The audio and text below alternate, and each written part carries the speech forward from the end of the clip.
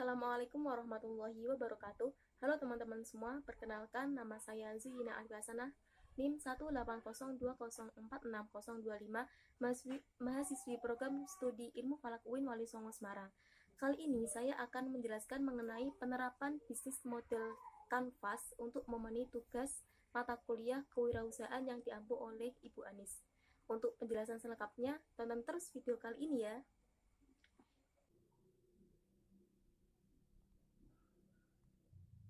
Baik teman-teman, kali ini saya akan menjelaskan bisnis model Canvas yang diterapkan pada bisnis Muslim Search by Metro.id.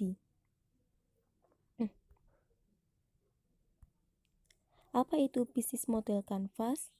Bisnis model Canvas atau yang biasa disingkat BMC adalah sebuah tool dalam strategi manajemen untuk menerjemahkan konsep konsumen, infrastruktur, maupun keuangan perusahaan dalam bentuk elemen-elemen visual. Bisnis model Canvas ini bisa digunakan untuk alat bagi orang yang ingin memulai bisnis baru dalam bidang apapun, baik itu makanan, pakaian, jasa, dan lain sebagainya. Dikutip dari jurnal Entrepreneur, model bisnis ini pertama kali diperkenalkan oleh Alexander Osterwalder dalam bukunya yang berjudul Business Model Generation. Dalam buku tersebut, Alexander mencoba menjelaskan sebuah framework sederhana untuk mempresentasikan elemen-elemen penting yang terdapat dalam sebuah model bisnis. Nah, apa saja elemen-elemennya ada dalam BMC?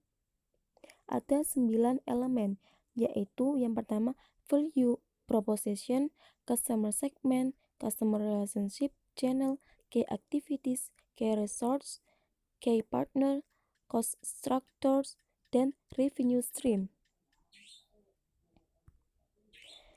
Terus bagaimana bentuk template BMC? Nah, ini adalah bentuk template BMC. Teman-teman bisa memodifikasinya semenarik mungkin. Kemudian BMC pada Muslim Search by Metro apa saja? Ini adalah template bisnis model Canvas yang dibuat oleh Metro.id. Untuk penjelasannya akan kami jelaskan lebih lanjut. Yang pertama yaitu value proposition. Value proposition adalah keistimewaan atau pembeda usaha kita dengan usaha orang lain. Apa saja manfaat yang ditawarkan perusahaan bagi konsumen. Nah, di Metro ini value proposition yang ditawarkan yaitu bahan berkualitas, nyaman dipakai, kemudian simple tapi tetap elegan. Yang ketiga bisa request design, teman-teman bisa request desainnya seperti apa, kemudian harga terjangkau. Yang kedua yaitu customer segment. Customer segment yaitu konsumen, segmen pelanggan mana yang akan menjadi target bisnis. Customer segment dari Metro yaitu yang pertama laki-laki, yang kedua remaja sampai dengan orang tua. Ini tidak dibatasi hanya pada lingkup Indonesia saja, tetapi seluruh penjuru di dunia. Kemudian selanjutnya customer relationship. Customer relationship yaitu hubungan konsumen, di mana perusahaan menjalin ikatan dengan pelanggannya agar pelanggan tidak mudah berpaling ke bisnis yang lain. Customer relationship yang diberikan oleh Metro yaitu giveaway. Giveaway ini biasa dipakai oleh Metro.id pada saat awal pertama launching model baju. Kemudian ada diskon dan promo. Elemen selanjutnya yaitu channel. Channel atau saluran yaitu tempat menyampaikan produk kita sampai kepada konsumen. Di sini yang dipakai yaitu yang pertama ada media sosial, yaitu bisa WA, Facebook, Instagram, dan lain sebagainya. Kemudian all shop atau online shop yang dipakai Metro yaitu Shopee, Bukalapak. Jadi teman-teman yang ada di luar daerah Midrow bisa memesannya lewat Shopee Bukalapak. Cukup duduk manis di rumah dan pesanan pun datang. Kemudian testimoni pengguna. Nah, testimoni pengguna ini biasanya digunakan oleh orang-orang yang sudah berlangganan baju midrow.id. Mereka biasanya memberikan testimoni setelah membelinya. Bagaimana pakaiannya nyaman, kainnya lembut atau dan lain sebagainya. Ini juga bisa menarik orang-orang untuk berlangganan pada produk kalian.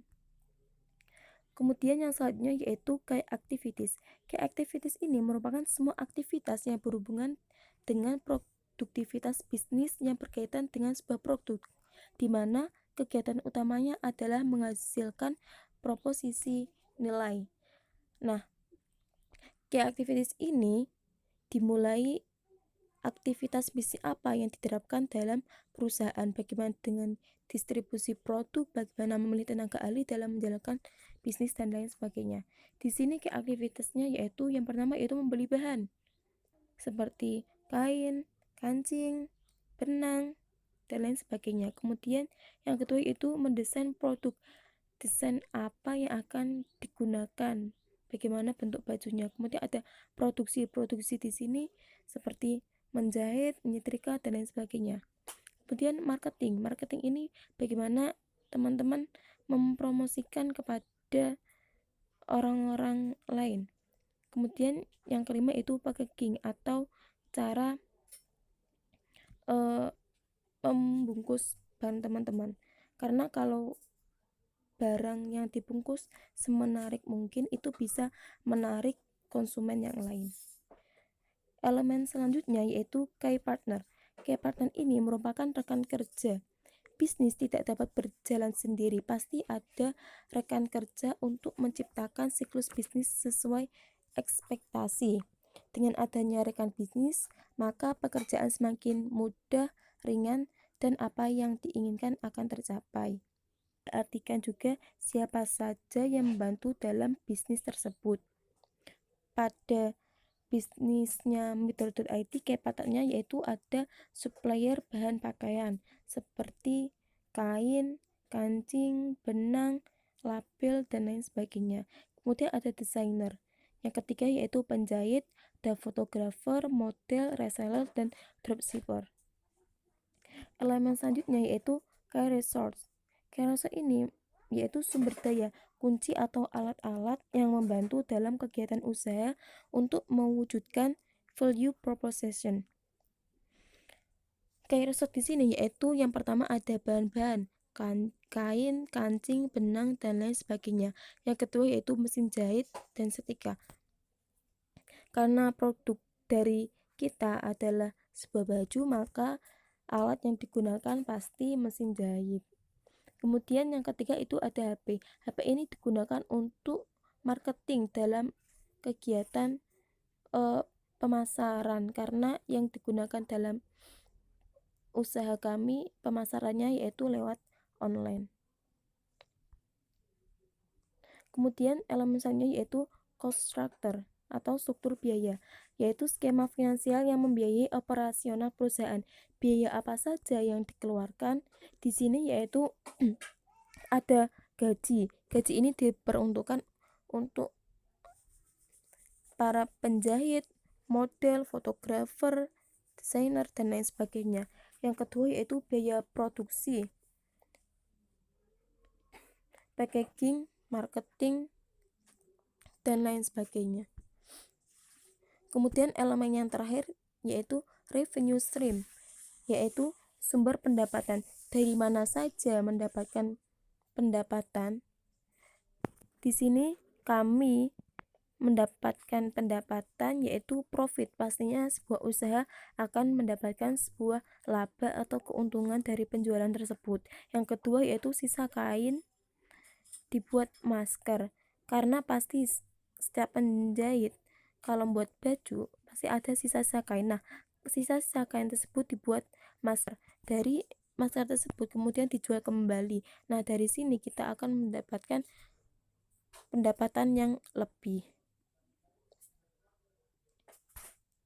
Nah, sekian dan terima kasih. Jangan lupa follow Instagram kami @mitro.id.